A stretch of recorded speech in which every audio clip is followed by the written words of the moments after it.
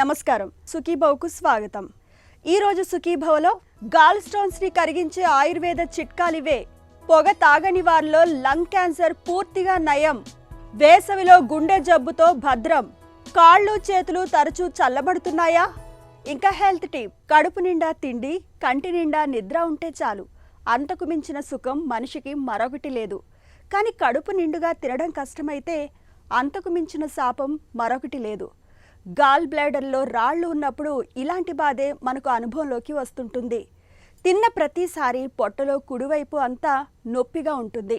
ఆ నొప్పి భుజంలోకి, వీపులోకి పాకుతూ నరకాన్ని చూపిస్తుంటుంది. పొట్టలో భరించలేనంత నొప్పికి, వేదనకు కారణమయ్యే గాల్ స్టోన్స్కు మన సంప్రదాయ వైద్యం ఆయుర్వేదం చెబుతున్న చికిత్సలు, పరిష్కార మార్గాల గురించి ఇప్పుడు తెలుసుకుందాం.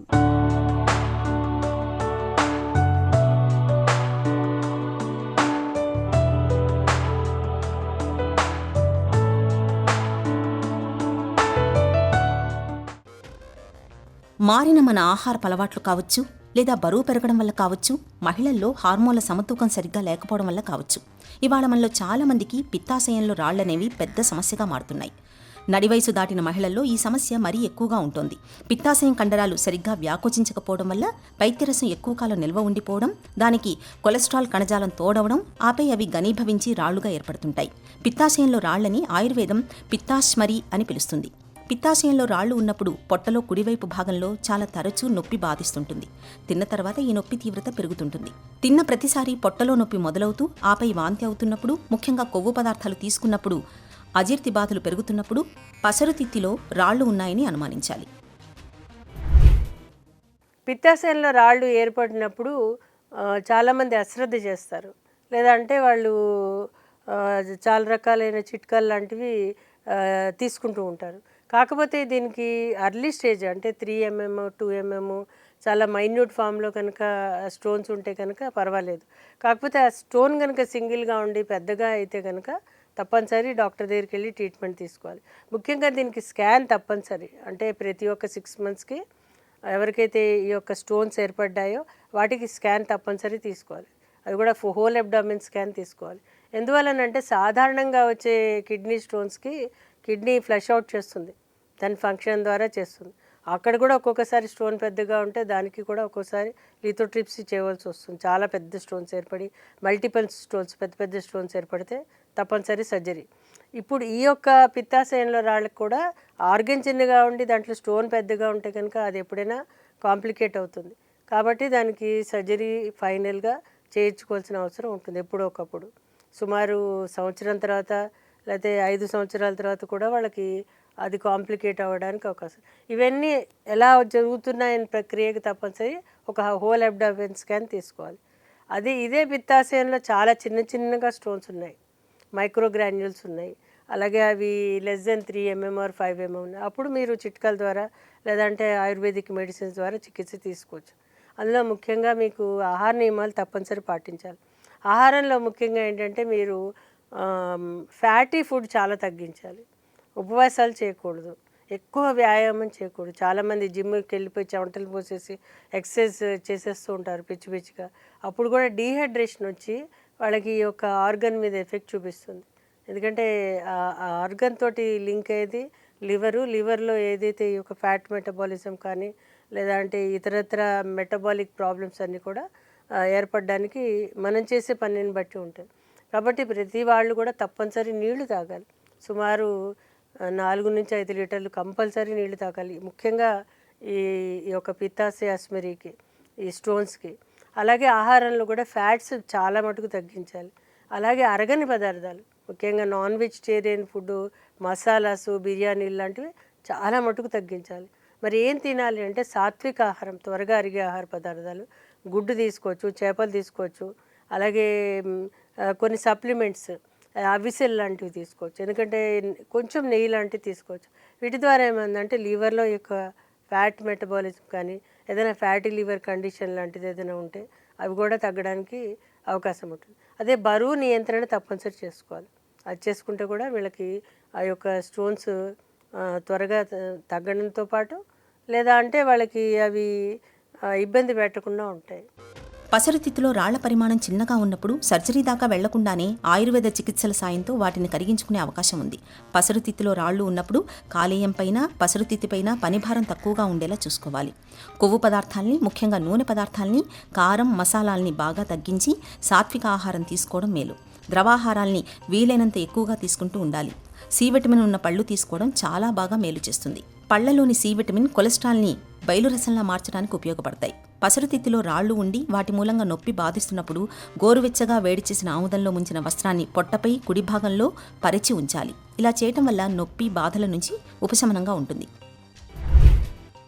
చిట్కాల విషయానికి వచ్చేసరికి త్రిఫలా చూడడం చాలా బాగా పనిచేస్తుంది. మెటబాలిజం మీద చాలా బాగా పనిచేస్తుంది. ముఖ్యంగా ఫ్రీ మోషన్ అవ్వడము, అలాగే డైజెస్టివ్ సిస్టమ్ మీద కూడా పనిచేస్తుంది. ప్రతిరోజు ఒక అర చెంచాడు, పొద్దున్న అర చెంచాడు, సాయంత్రం వేడి నీళ్ళలో కానీ లేకపోతే ప్లెయిన్ వాటర్లో కానీ తీసుకుంటే కనుక వాళ్ళకి ఫ్రీ మోషన్ అవుతుంది. ఒక్కోసారి వాళ్ళకి విరేచనాలు అయితే తగ్గించుకోవచ్చు. ఎందుకంటే ఇందులో కరక్కాయ కొంచెం మోషన్ ఎక్కువ అయ్యేటట్టు చేస్తుంది. అలాగే కటుకరోహిణి అనే ఔషధం ఉంది, అది కూడా చాలా బాగా పనిచేస్తుంది. ఇది కటుకరోహిణి అనేది ఆయుర్వేదిక్లో ప్యూర్గా ఒక లివర్ మెడిసిన్ కింద చెప్పడం జరిగింది. ఈ కటుకరోహిణి చూర్ణం తీసుకొచ్చి 1/4 పొద్దున్న 1/4 సాయంత్రము టీ స్పూను తేనెలో కలిపి తీసుకుంటే కనుక వాళ్ళకి లివర్ స్టిమ్యులేషన్ అయ్యి ఈ స్లడ్జ్ ఫ్రీ అవ్వడము, అలాగే బ్లాడర్, ఈ యొక్క గాల్ బ్లాడర్ ఫ్రీగా మూవ్మెంట్ అవ్వడం జరుగుతుంది. ఒకసారి ఆ థిక్నెస్ కూడా పెరుగుతుంది. ఇంటర్నల్ వాల్ ఏదైతే ఉంటుందో ఆ థిక్నెస్ కూడా అప్పుడు కాంప్లికేట్ అవుతుంది. అందువల్ల ఈ యొక్క చిట్కాలు పనిచేస్తాయి. ఇవి వాడడం ద్వారా ప్రతిరోజు ఫ్రీగా వాళ్ళకి మలబద్ధకం లేకుండా ఫ్రీగా మోషన్ అయ్యేటట్టు చూసుకోవాలి. దీనికి త్రిఫలా కూడా చాలా బాగా పనిచేస్తుంది. కాదు అనుకుంటే కూడా మన కరక్కాయ కూడా పనిచేస్తుంది. కరక్కాయ ఒక రాత్రి ఒక 1/4 టీ స్పూన్ నీళ్ళలో కలిపి తీసుకుంటే అది ఫ్రీ మోషన్కి హెల్ప్ చేస్తుంది. చికిత్సా విషయానికి వచ్చేసరికి ఈ యొక్క బైల్ డక్ట్ కానీ ఈ యొక్క స్టోన్స్ ఏవైతే గాల్ బ్లాడర్ స్టోన్స్ ఏవైతే ఏర్పడుతుందో వీటికి ఆయుర్వేదంలో కొన్ని ఔషధాలు చెప్పడం, ముఖ్యంగా ఆరోగ్యవర్ధిని అనే ఔషధం చాలా బాగా పనిచేస్తుంది. అలాగే కటుకరోహిణి ఇందాక నేను చెప్పినట్టు దాంతో చేసిన కొన్ని ట్యాబ్లెట్స్ లాంటివి బయట దొరుకుతుంటాయి. సింగిల్ డ్రగ్ థెరపీస్ కూడా ఉంటాయి, అవి వాడుకోవచ్చు. లేదా త్రిఫలా చూడడము, త్రిఫలా ఘృతము, ఇవన్నీ కూడా పనిచేస్తాయి. అయితే ఆ యొక్క మనిషి యొక్క ఆరోగ్య పరిస్థితిని బట్టి, ఆ యొక్క సైజుని బట్టి, అంటే గాల్ స్టోన్ ఏదైతే ఉందో దాని సైజుని బట్టి చికిత్స చేయాలి. ఎందుకంటే ఒక్కొక్కసారి పేషెంట్కి వామిటింగ్స్ అవుతున్నాయా లేదా, పేషెంట్కి తల తిరుగుతుందా లేదా, డైజెస్టివ్ ప్రాబ్లమ్స్ ఉన్నాయా లేదా, ఆ నొప్పి వస్తుందా లేదా చాలా ఇంపార్టెంట్. కొంతమందికి విపరీతమైన నొప్పి ఎప్పుడో వస్తుంది, వాళ్ళు చెప్పరు, అది కాంప్లికేటెడ్. అలాంటి కేసెస్కి వైద్యం చేసినప్పుడు ప్రాబ్లం అవుతుంది. కాబట్టి పరిస్థితిని బట్టి చికిత్స చేయాలి. అది కూడా ఒక 3-4 మంత్స్కి చేసి దాన్ని మళ్ళీ స్కాన్ తీసి ఒకవేళ తగ్గలేదు అంటే ఇక సర్జరీ తప్పనిసరి. పసరుతిత్తులో రాళ్ల మూలంగా బాధలు తీవ్రంగా ఉంటున్నప్పుడు ఆయుర్వేదం కొన్ని ప్రత్యేక చికిత్సలను చెబుతుంది. తుంగముస్తల చూర్ణం, త్రికటు చూర్ణాల్ని సమభాగాలుగా తీసుకుని ఈ మిశ్రమాన్ని మోతాదుకు 1/2 చెంచాడు చొప్పున రోజుకు 4 సార్లు తేనెతో కలిపి తీసుకుంటూ ఉంటే పసరుతిత్తి భాగంలో బాధల నుంచి మంచి ఉపశమనం దొరుకుతుంది. రాళ్లు కూడా కరిగిపోవడం మొదలవుతుంది. అలాగే కటువీరాది కల్పం చూర్ణాన్ని ఉదయం పూట ఖాళీ కడుపుతో కొంతకాలం పాటు తీసుకుంటే పసరుతిత్తులో రాళ్లు ఇట్టే కరిగిపోతాయి. రాత్రి పడుకునే ముందు త్రిఫలా చూర్ణాన్ని పాలలో కలిపి తీసుకోవడము మంచిదే. ఇవే కాకుండా చిత్రకాది, పునర్నవ, శతావరి, కటుకరోహిణి, చిత్రమూలం వంటి ఔషధాలు కూడా పసరుతిత్తులో రాళ్లను కరిగించడానికి ఉపయోగపడతాయి. డాక్టర్ సలహా మేరకు ఈ ఔషధాలను వాడుకోవడం ద్వారా పసరుతిత్తులో రాళ్ల సమస్యల నుంచి బయటపడవచ్చు. హెల్త్ న్యూస్ మీకోసం. పొగ తాగే అలవాటుతో క్యాన్సర్ వస్తుందని, ఊపిరితిత్తులు పూర్తిగా పాడైపోతాయని మనకు తెలుసు. అయితే పొగ తాగకపోయినా లంగ్ క్యాన్సర్ వచ్చే అవకాశం ఎప్పుడూ ఉంటుంది. కాకపోతే పొగ తాగని వారిలో ఊపిరితిత్తులకు క్యాన్సర్ సోకినప్పుడు దాని స్వభావం భిన్నంగా ఉంటున్నట్లు వాషింగ్టన్ యూనివర్సిటీకి చెందిన పరిశోధకులు ఒక అధ్యయనంలో గుర్తించారు.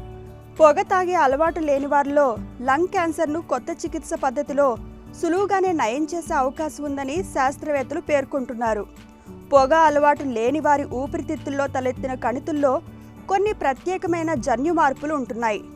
వీటికి టార్గెటెడ్ థెరపీ మందులతో చికిత్స చేసినప్పుడు 78 నుంచి 92% మందికి మంచి ఫలితాలు కనిపిస్తున్నట్లు పరిశోధకులు గుర్తించారు. ఈ మందులు వాడకానికి ఇప్పటికే అమెరికా FDA అనుమతి లభించి ఉండడం గమనార్హం. ఊపిరితిత్తుల క్యాన్సర్లో జన్యు స్వభావాలపై జరిగే అధ్యయనాలు చాలా వరకు పొగ తాగే వారి మీదే దృష్టి పెడుతుంటాయి. పొగ తాగని వారి మీద నిర్వహించే అధ్యయనాల్లోనూ కణితుల్లో పుట్టుకొచ్చే ఖచ్చితమైన జన్యు మార్పులను అంతగా పరిశీలించరు. ఇలాంటి కణితుల్లో పుట్టుకొచ్చే జన్యు మార్పులను మందులతో తగ్గించే అవకాశం లేకపోలేదని పరిశోధకులు భావిస్తున్నారు. కాకపోతే అధునాతన బయోప్సీ పద్ధతులతో ఆయా జన్యు మార్పులను ఖచ్చితంగా గుర్తించడం చాలా ముఖ్యమని పరిశోధకులు వివరిస్తున్నారు. వేసవి కాలాన్ని పిల్లలకు, వృద్ధులకు కష్టకాలంగా చెబుతాం. అయితే గుండె జబ్బులతో బాధపడే వారికి ఎండాకాలాన్ని మరింత గడ్డు కాలంగా చెబుతారు డాక్టర్లు. తీవ్రమైన వేడి, ఉక్కపోతల ధాటికి ఒంట్లోని నీరు, లవణాలన్నీ బయటకు వెళ్ళిపోతుండడంతో రక్తం బాగా చిక్కబడిపోతుంటుంది. ఈ పరిస్థితి ఏమంత మంచిది కాదు. గుండెపోటు వచ్చే ప్రమాదం చాలా ఎక్కువగా ఉంటుంది. ఈ నేపథ్యంలో ఎండాకాలం ముగిసే వరకు హృద్రోగులు తమ జీవనశైలి, అలవాట్లు, ఇతరత్రా విషయాల్లో ఎలాంటి జాగ్రత్తలు తీసుకోవాలో ఇప్పుడు తెలుసుకుందాం.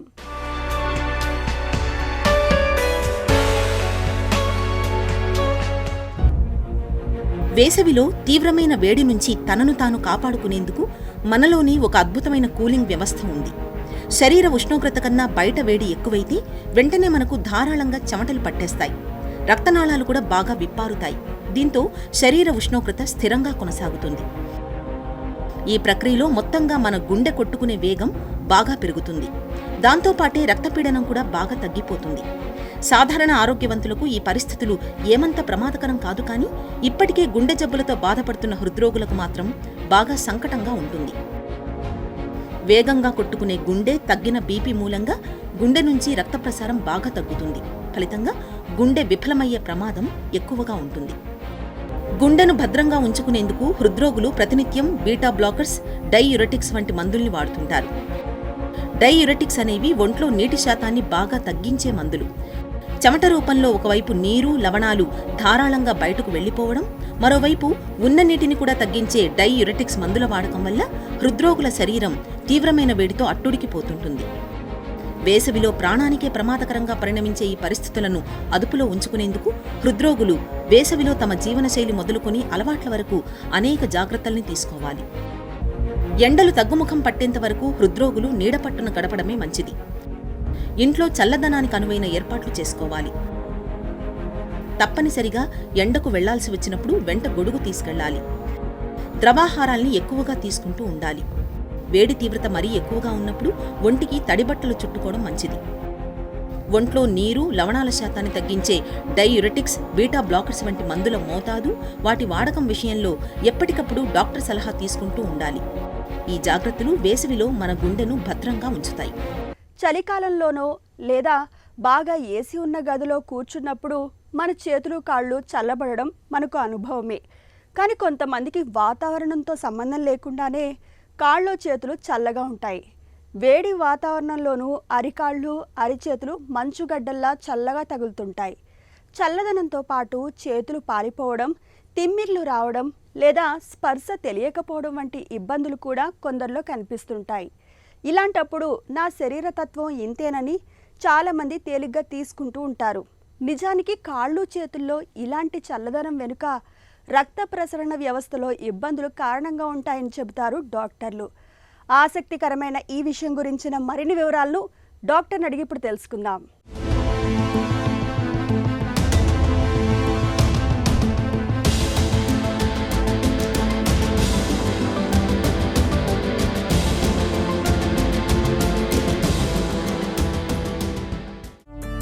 చేతులు, కాళ్ళు ఎప్పుడూ చల్లగా ఉండటం సాధారణమా, లేక ఏదైనా జబ్బుకు సంకేతమా? చేతులు, కాళ్ళు ఎప్పుడు చల్లగా ఉండవండి. కొంతమందిలో ఏంటంటే ఓన్లీ ఫస్ట్ వేళ్ళు చల్లబడతాయి. వేళ్ళు చల్లబడి అవి నీలం రంగులో మారటం జరుగుతుంది. ఇలాంటి వాళ్ళని వాస్కులైటిస్ ప్రాబ్లం అంటాం. ఇది చాలామందికి అవగాహన ఉండదు. వాళ్ళు ఉన్నట్టుండి వాళ్ళు ఏదైనా చలి ప్రాంతంకో లేకపోతే ఏదైనా చల్లటి నీళ్ళల్లో చేయి పెట్టినప్పుడు ఇవి ఇలా నొప్పి కింద రావడము, చల్లపడిపోవడము, తర్వాత నీలం రంగులో మారడం ఇవన్నీ జరుగుతాయండి. సో ఇవి మనకి స్మాల్ వెజల్ వాస్కులైటిస్ అంటాం. సో అంటే చిన్న చిన్న రక్తనాళాలు కుచించుకుపోయి రక్త ప్రసరణ ఆగిపోవటం. సో దీనివల్ల చాలామంది చేతులు వేళ్ళు నల్లపడిపోయి మన దగ్గరికి వస్తుంటారు. దీన్ని గ్యాంగ్రీన్ అని కూడా అంటాం. సో ఇలా నెగ్లెక్ట్ చేస్తే గ్యాంగ్రీన్ వరకు కూడా వెళ్తుంది. ఇంకా కొంతమందిలో పెద్ద రక్తనాళాల్లో కూడా బ్లాక్స్ ఉండడం వల్ల మళ్ళీ ఇదే సమస్య, మన చెయ్యంతా చల్లబడ్డం, కాలంతా చల్లబడ్డం, ఇవి ఇవి పెద్ద రక్తనాళాల్లో రక్తం గడ్డ ఫామ్ అవటం వల్ల ఇది ఎక్యూట్ కావచ్చు, క్రానిక్ కావచ్చు. ఎక్యూట్ అంటే అప్పటికప్పుడు రక్తనాళంలో గడ్డ కట్టుకుపోవటం. క్రానిక్ అంటే నెమ్మదిగా రక్తనాళాల్లో పెళుస్తత్వం ఏర్పడి మనకి గట్టిగా పడిపోయి మూసుకుపోవటం. సో ఇవి 2 కారణాల వల్ల మనకి పెద్ద రక్తనాళాల సమస్యల వల్ల మనకి చేతులు కాళ్ళు చల్లబడతాయి, చిన్న రక్తనాళాల్లో సమస్యల వల్ల కూడా చేతులు కాళ్ళు చల్లబడతాయి. సో దీనికి మనము ఒక వాస్కులర్ సర్జన్ దగ్గరికి ఎర్లీగా వెళ్తే చక్కటి ట్రీట్మెంట్స్ ఇప్పుడు అందుబాటులో ఉన్నాయండి. బ్లడ్ సర్క్యులేషన్ తగ్గితే శరీరంలో ముందుగా ఎలాంటి హెచ్చరిక సంకేతాలు కనిపిస్తాయి? బ్లడ్ సర్క్యులేషన్ తగ్గితే మనకి చాలా ముందుగానే మన బాడీ చెప్తూ ఉంటుందండి. దీనిలో ముఖ్యంగా మనకి చేతుల్లో కాళ్ళల్లో నొప్పులు రావటం మొదలెడతాయి. తర్వాత మన జుట్టు వెంట్రుకలు ఉంటాయి కదండి, కాళ్ళల్లో చేతుల్లో ఉన్న వెంట్రుకలు తగ్గటం మొదలు పెడతాయి. సో మన కండ కూడా తగ్గిపోవటం మొదలవుతుంది. సో దీనివల్ల చేతులు కాళ్ళు సన్నపడిపోయినట్టు అవుతాయి, శక్తి లేకుండా ఉంటాయి. కొంచెం దూరం ఏదైనా చిన్న పని చేసినా, కొంచెం దూరం నడిచినా కూడా మనకి వీక్నెస్ అనేది వస్తుందండి. ఇవన్నీ ఎర్లీ స్టేజెస్ అన్నమాట, ముందుగానే మనకి ఇచ్చే హింట్స్ అన్నమాట ఇవన్నీ. సో ఇవి ముందుగానే మనం గమనించినట్టయితే తీవ్రమైన సంకేతాలు నెక్స్ట్ ఎలా ఉంటాయంటే, మనం కూర్చున్నా లేకపోతే ఏం పని చేయకపోయినా కూడా తీవ్రమైన నొప్పి, రెస్ట్ పెయిన్ అంటాం. సో అలాంటి రెస్ట్ పెయిన్ ఉండడము, తర్వాత కాలు వేళ్ళు నల్లపడిపోవడము, గ్యాంగ్రీన్ అంటాం. ఇలాంటి గ్యాంగ్రీను, బగబగ మంటలు, కూర్చున్నప్పుడు కూడా నించోకున్నా కూడా తీవ్రమైన మంట, నడవలేని తనము, ఇవన్నీ కూడా అడ్వాన్స్డ్ స్టేజెస్ కింద వస్తాయండి. సో ముందుగానే హెచ్చరికలు మనం నెగ్లెక్ట్ చేస్తే మళ్ళీ కూడా అది ఇలాంటి ప్రాబ్లమ్స్తో మళ్ళీ హెచ్చరిస్తుంది. అప్పుడు కూడా మనము ఈ హెచ్చరికలు తీసుకోకపోతే కంపల్సరీగా కాలు కానీ చేయి కానీ తీసేయాల్సిన చాలా ఛాన్సెస్ పెరిగిపోతాయండి. మధుమేహం, హై బీపీ, స్మోకింగ్ వంటి అలవాట్లు రక్త ప్రసరణపై ఎలాంటి ప్రభావం చూపిస్తాయి? స్మోకింగ్ వల్ల రక్తనాళంతో పాటు రక్తం గడ్డకట్టే తత్వం కూడా ఏర్పడుతుందండి. సో అందుకని దీనికి మనం ట్రీట్మెంట్ అనేది మంచిగా ఇవ్వలేము. సో స్మోకర్స్ అందుకనే ఫస్ట్ ఎర్లీగా మనం ఎంత దూరంగా మనకి స్మోకింగ్ ఉంటే అంత మీ రక్తనాళాలు చాలా మంచిగా ఉంటాయని చెప్పుకోవచ్చు.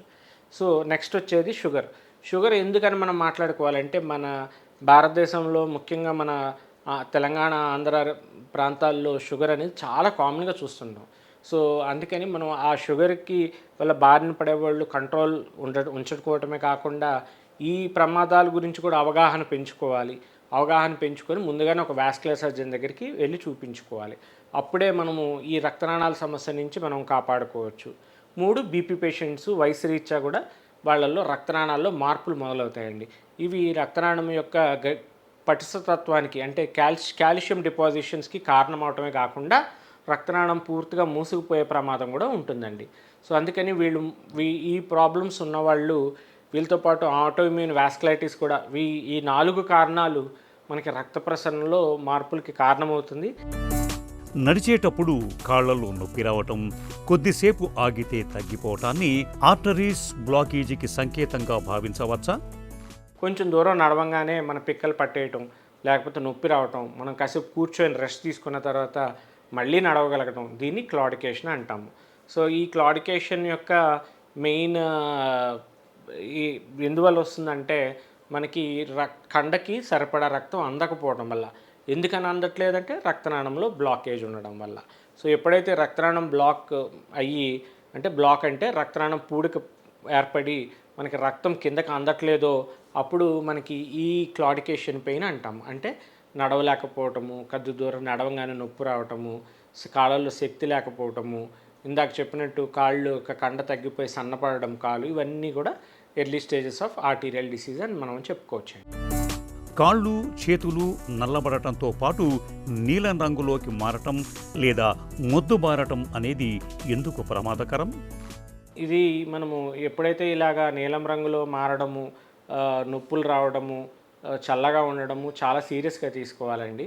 ఎందుకంటే దీనికి ఒక టైం పీరియడ్ లోపల మనం ట్రీట్మెంట్ అందించకపోతే ఆ కాళ్ళు యొక్క కండ చనిపోవడం జరుగుతుంది.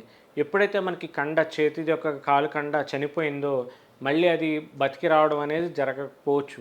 సో అప్పుడు మనం కాలు కానీ చేతిని కానీ కంపల్సరీ తీసేయటం చేయాల్సి వస్తుంది. ఎంత ఎర్లీగా లెస్ దాన్ 24 అవర్స్లో కానీ మీరు డెఫినెట్గా ఒక ప్రాపర్ వాస్కులర్ సర్జన్ దగ్గరికి వచ్చినట్టయితే మీ కాలు కానీ చేయి కానీ 100% కాపాడే ఛాన్సెస్ ఉన్నాయండి. ఇప్పుడు చాలా అడ్వాన్స్డ్ టెక్నిక్స్ ఉన్నాయి, చాలా సులువైన ప్రక్రియలతో కూడా మేము కాపాడుతున్నాం. సో కానీ టైమ్లీ రావడం అనేది మనకి అది చాలా ఇంపార్టెంట్ దీనిలో.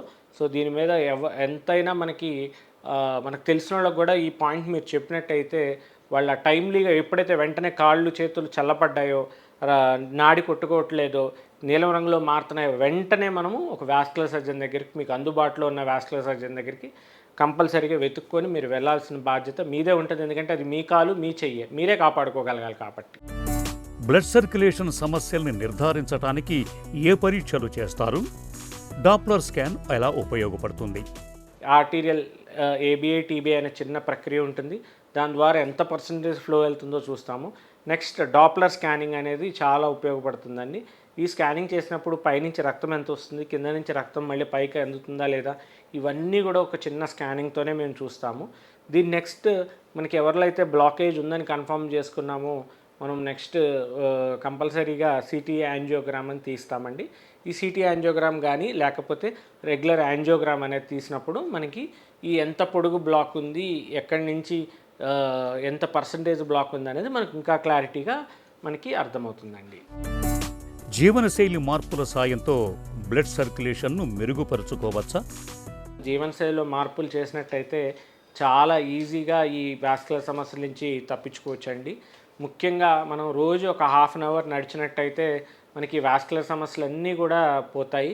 దాంతోపాటు మనకి మిగతా షుగర్ కంట్రోల్లో ఉండడము, స్మోకింగ్ ఇందాక మనం డిస్కస్ చేసినట్టు స్మోకింగ్ ఉంటే స్మోకింగ్ మానేయడము, అసలు అలవాటు లేకుండా ఉండడము, తర్వాత బీపీ ఉంటే మనం కంట్రోల్గా ఉండడము, దీంతోపాటు మన కొలెస్ట్రాల్ లెవెల్స్ ఏజ్ పెరిగే కొద్దీ ఒకసారి చెక్ చేసుకుంటాము, టైమ్లీ ఒక వాస్కులర్ సర్జన్ ఎర్లీగా కలవడము, ఇవన్నీ మనం తీసుకున్నట్టయితే ఇలాంటి వాస్కులర్ సమస్యలు అన్నిటికీ కూడా చక్కటి చికిత్సతో పాటు అసలు రాకుండా కూడా మనం కాపాడుకోవచ్చు అండి, చిన్న జాగ్రత్తలు తీసుకుంటేనే. కాళ్ళు చేతులు తరచుగా చల్లబడటాన్ని వాతావరణ ప్రభావంగానో చిన్న విషయంగానో కొట్టిపారేయకూడదు.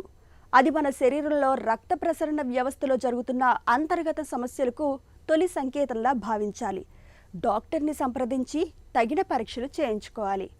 సకాలంలో వైద్యం తీసుకుంటే ఈ ఇబ్బందుల్ని తేలిగ్గానే అధిగమించవచ్చు. ఒక చిన్న చిట్కా మీకోసం. వడదెబ్బను నివారించుకునేందుకు మంచి గంధం చెక్కను బాగా అరగదీయండి. అలా వచ్చిన గంధాన్ని ఒక చెంచాడు తీసుకుని తాగునీటిలో కలుపుకొని తాగుతూ ఉండండి. ఒంట్లో ద్రవ నష్టం తక్కువగా ఉంటుంది. వడదెబ్బ ముప్పు తప్పుతుంది.